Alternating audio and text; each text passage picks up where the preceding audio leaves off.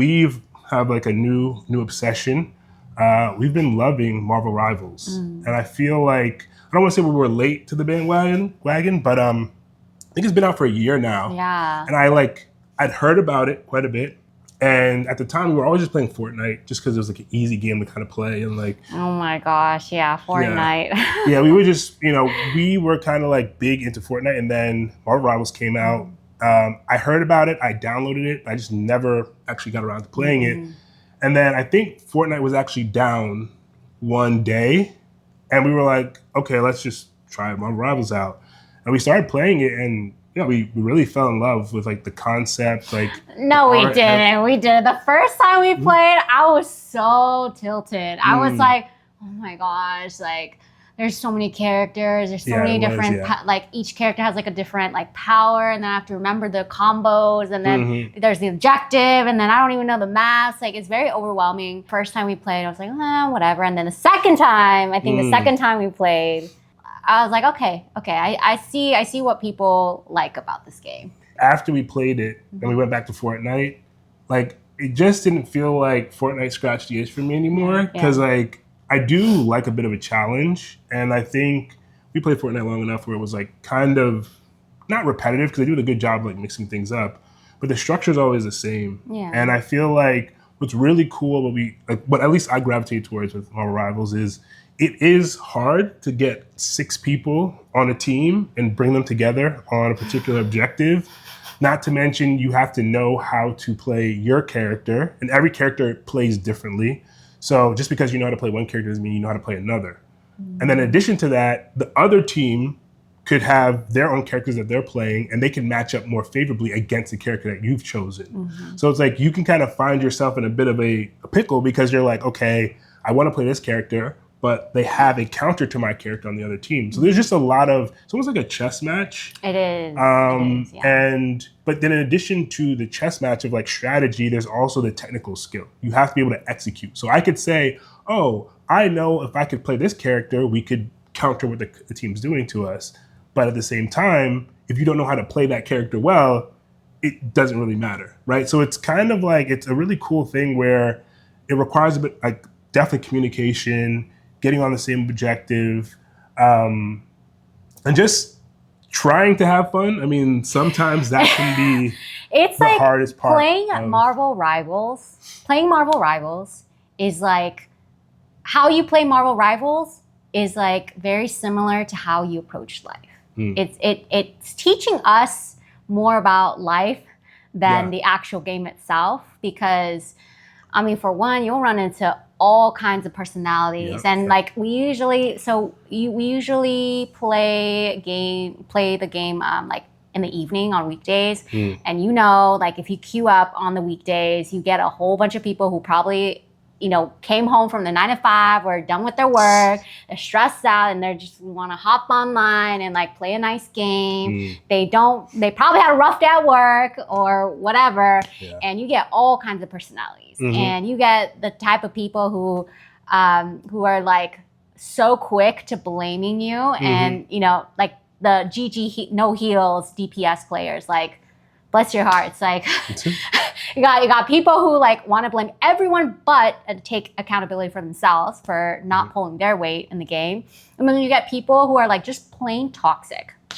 They really, I mean, they need Jesus. They're probably going through some stuff in life, but they just like come into the game like super toxic, super ready to be like very either defensive or very offensive, and they're like just like spewing hate speech and like hate comments and rage baiting, And then you get people who are just like doing their own thing. They're like in their own world, like that one Spider-Man, just like their stats are like one kill, 1 elimination, and like 12 deaths, and they're out, like diving or trying to dive the back line on the other team. And then our healers are like, Spider-Man, can you please focus on the Namor, or can you focus on the Iron Man? Like, please help us, So you get all kinds of personalities, all kinds of people playing. And I think that's the biggest thing that I actually, it's a love-hate relationship where I feel like every time you get on, you kind of get a like mixed bag of marbles Yeah. or bag of mixed marbles. Wait, hold on.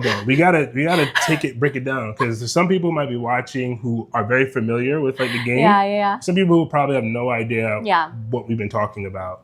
So one of the things that I think it's worth breaking down, and the basics is you have 3 different classes of like heroes in the game.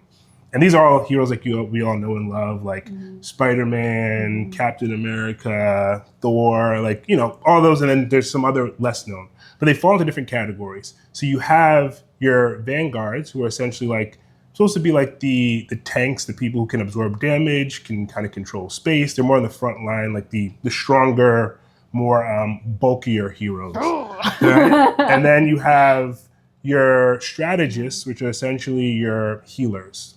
They're not just healers. I mean, people can heal, but then they can also be aggressive and they can get eliminations and things like that as well. But they usually have skills that help kind of support the team. And it's important to make sure that they stay alive, because they keep everyone else alive. They're the infirmary. Yeah, so they're essentially considered like your backline. They're the people you try to protect, because if they get attacked, right, then they're not healing the rest of the people who need the energy to be able to continue the fight.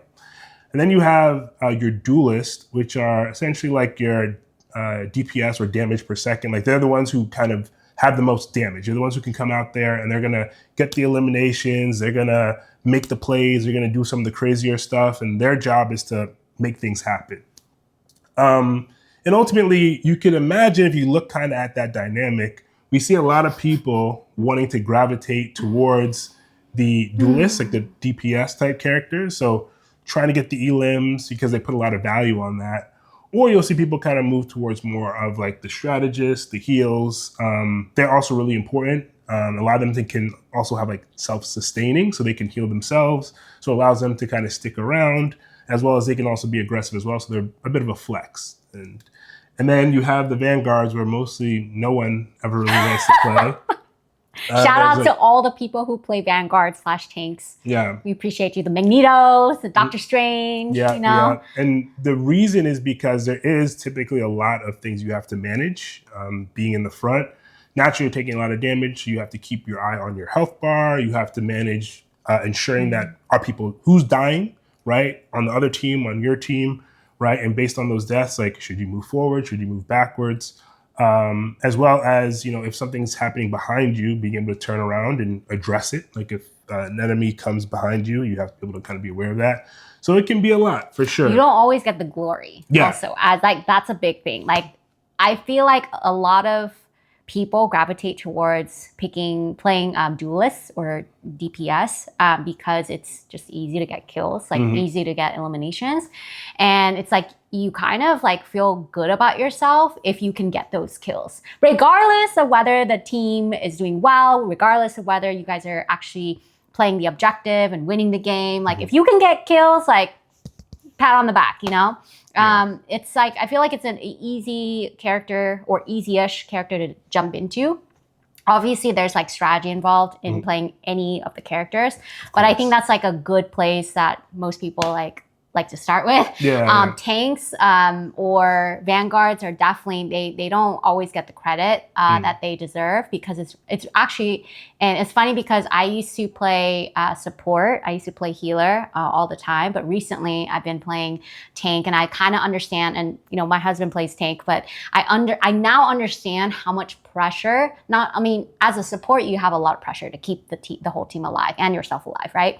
But as a tank, like, you're hoping, you're praying that the healers got your back, so that you could sustain yourself, so that you could protect the team, protect the front lines.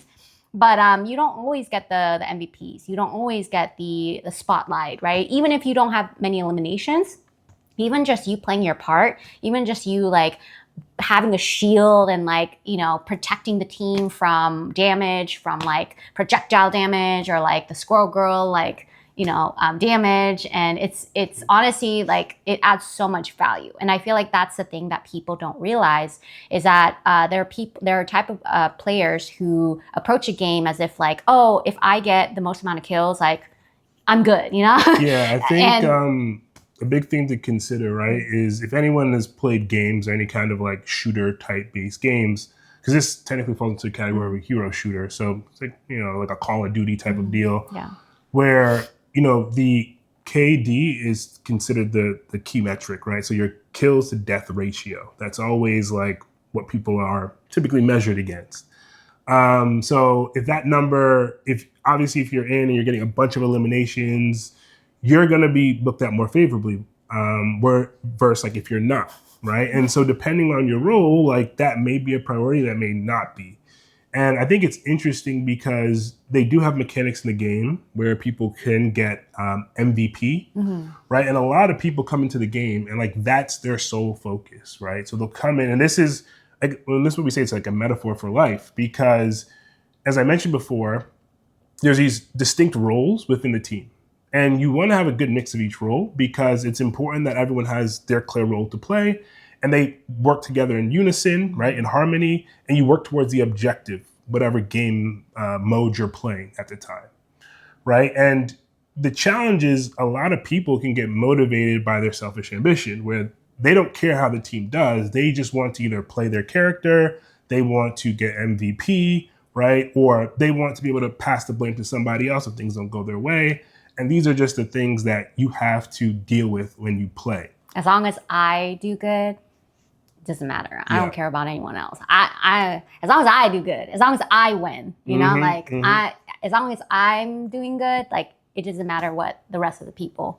It makes no difference to me. Yeah, and I think, and the reason why it's fascinating when we play the game is because it is a bit of a microcosm for like just life, right? Like when we think about what happens in the scope of working together on a team towards an objective, I think we can all see that in different areas of our life. I think it's particularly in work, maybe in your relationships, your friendships, this and that, right?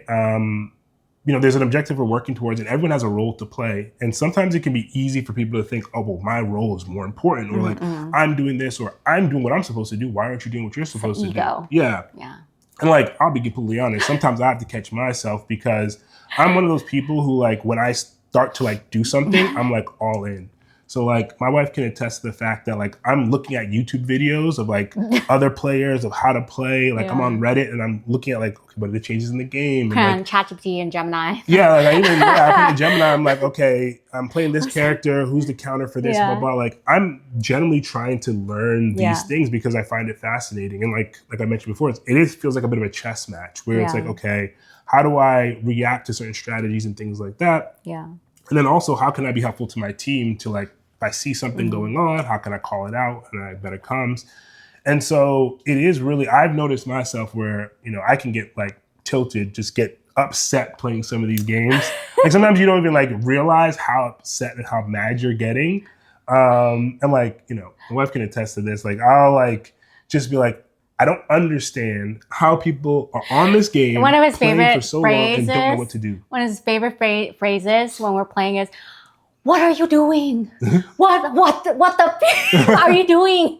What are we doing?" Yeah, it's like, I honestly don't know what we're doing. That is accurate because just like everyone's going different directions, doing different things, and it's like you really get into the game. You're just like, okay, whatever we're doing right now is not working. And instead of people like talking, trying something different, everyone starts to get a little bit defensive. Like if you say someone might be doing something that's not helpful to the team, then they might take it a certain way. And then usually it's the supports, it's the healers. I know it because I'm guilty of this myself. Like I would get defensive if people are so quick to say, oh, GG, no heals, or like, where are the heals? Or like, yo, like, can I get some heals? Or like they're pinging like, need heals there, need heals there, need heals there. Meanwhile, I'm getting dived and like, another character is taking me out in the back line, right? Yeah. So I definitely understand like, there's not as much appreciation for just how hard it is to play a healer. It's not just healing. It's also being aware of your surroundings and like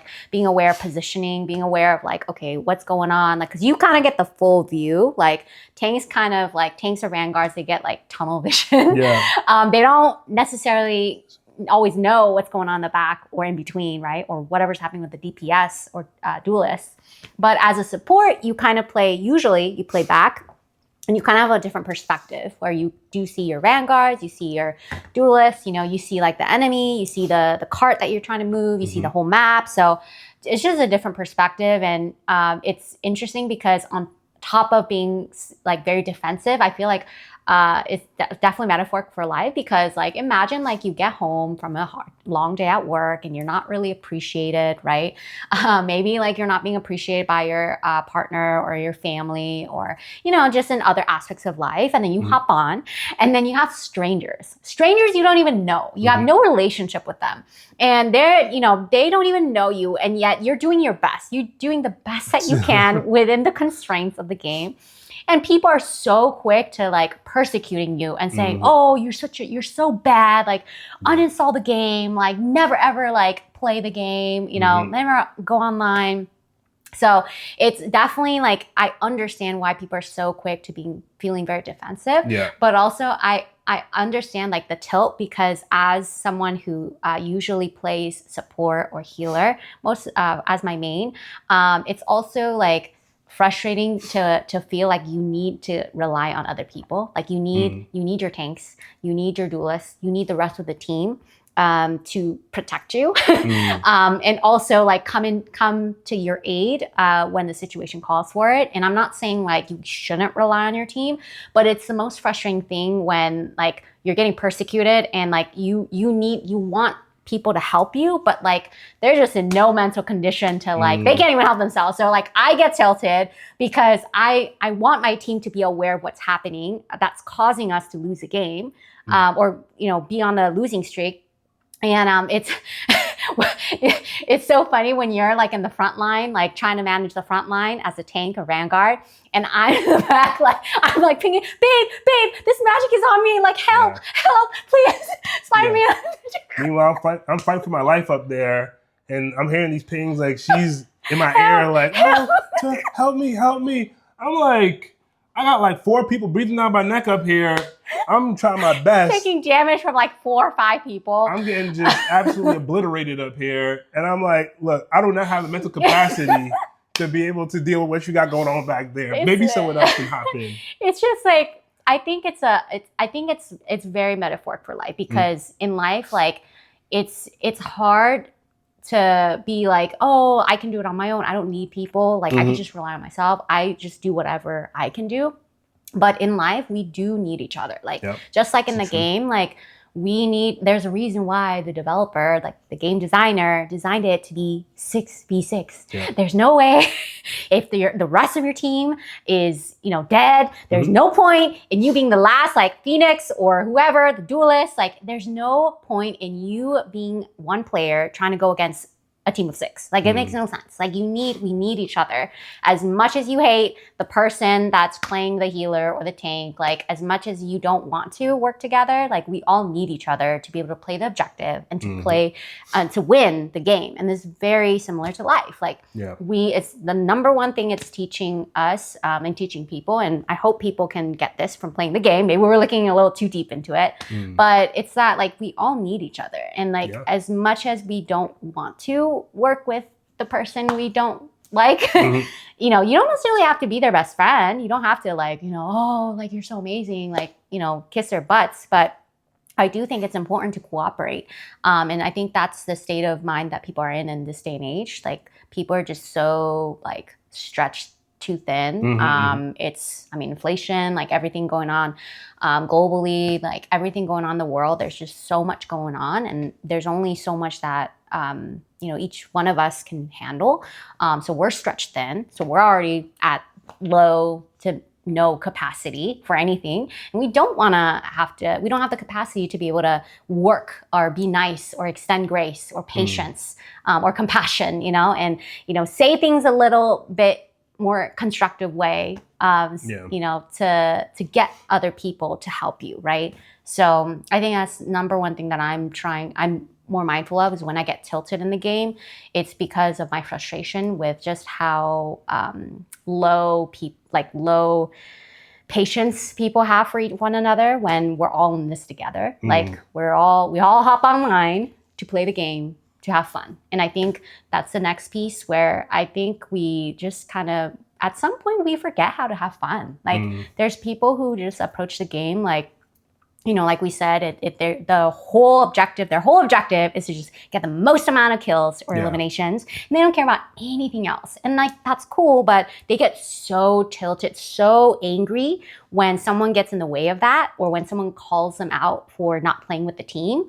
And it's almost like people get, like the people who are super toxic on that game, they just forget how to have fun. Like we forget that it's a game. And there's no one dies. Like it's not high stakes. Like you'll still have, hopefully you still have a roof over your head.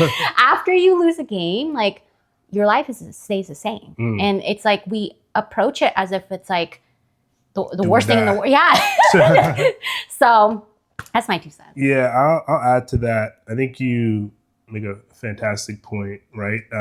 This idea of being able to approach a game and have fun. And when we play, we typically, there's like a competitive, like ranked mode. And like the objective is you're trying to rank up. So there's different like tiers, starts at bronze, there's silver, gold, platinum, diamond, et cetera, et cetera. So there's levels you can rank up.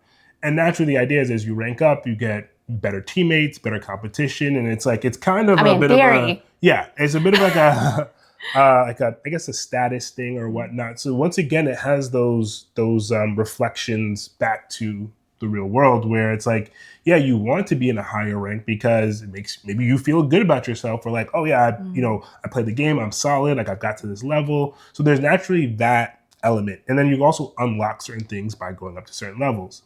So it's very easy when you come into the game to view it as like, okay, I need to get this objective. I need to get to the next level. These people come in and they're not doing what they need to, then they're sabotaging me. And it's a really interesting perspective because one of the things that I had to kind of get convicted of myself, and this is why, something that can seem trivial like gaming can really be really impactful to you, depending on if you're willing to open up your mind and be self-aware, is I noticed that I would get really upset. And, sometimes you will encounter people who can be really chill. Like maybe you in general are more chill than I am, but like sometimes you run into someone who's like, oh, no big deal, like this and that. And I'm sometimes like scratching my head. I'm like, no big deal. Like, were you in that same game I was just in? And, it really actually holds up a mirror to yourself where you have to kind of look yourself in the mirror and be like, well, why am I coming into this and I'm so anxious? So this, that, I mean, it is a game. We are supposed to be having fun. And one of the things that kind of God revealed to me in the scope of all of it was, a lot of times I go into the game and maybe I'm almost looking for it to fulfill me in a way. Like maybe I had a tough day at work and, I wasn't as productive as I wanted to be, or maybe it's like, I'm wherever I am in life and I'm kind of putting more into the game than really I should be. And it's almost this idea of like, I'm deriving my value from how well I do in a game, where I'm beating myself up for certain things, or I'm beating other people up for not being able to perform a certain way. And like, that was a real kind of aha moment, like a eureka moment for me personally was, hey, like if I'm doing this in the game, am I potentially doing this at work? Am I not serving others? Am I not being there like what God calls us to do? Am I not potentially doing those things because I'm so focused on my own ego and like just focused on what I can do and getting the objective and getting the outcome? So that was something that I really had to kind of confront. And this is something that I'm working through. Like these revelations I'm sharing with you are like just something from like this past week, right? So it is really kind of refreshing in a way where you can take something that, can be something like gaming, which it's not super high stakes by any mean, right? But you can use it to enlighten and reflect things about you because, we often say how you do one thing is how you do everything. So you can learn in how you're, showing up, how you're treating others. And it's a great opportunity to do that because you're playing in a team together. Everyone's playing their role. And instead of you trying to like beat someone up, giving them constructive feedback and saying, hey, can you play this other character? Or do we need to make some swaps? Like that's a better way to approach it than trying to jump down someone's throat because they made a mistake or they're not having kills or whatever the case may be, right? So you don't know what kind of day they're having. Yeah. I'm convicted. True. I'm convicted. And, moral of the story, when you play Marvel Rivals, just be nice. Just be nice. Like, it doesn't hurt to be nice. Like, it makes like it doesn't require a whole lot to be nice. And if you have something to say, like feedback, like please just try to be nice and compassionate and just give constructive feedback. Don't just say you suck. Like, Yeah. We all we're all going through stuff in life, and I think it doesn't hurt to be that person to kind of spread a little goodness and just be like, okay, well, maybe we didn't do this right, but maybe there's another character you can try playing. Like, Yeah. we don't know what we're all going through. So I think that's the biggest piece. Yeah. I think that's the moral of the story is, we need to be able to kind of extend more grace and love to those around us. And yeah, it can start in the smallest moments, right? Like you don't have to know these people. And I think that's even better that you don't know these people, right? Because it requires you to be a bit more conscientious, right? Like if it's people you know, then you're probably going to be a bit more like maybe you might be a little bit better because you kind of know that can come back on you. But it's how you treat people that you might not know or people you might never run into again kind of reveals a lot about you and kind of where your heart is. So yeah, something to think about next time you're gaming, next time you run into someone, even just out and about, the people at work, people at your church, gym, wherever. It's just kind of being more aware of like how you're coming across, how you're treating others, and the fact that we're all in it together. It might sound a little cliche, a little kumbaya, but and as they say, no man is an island, right? We can't do it by ourselves, and we have to be able to cooperate and work with each other.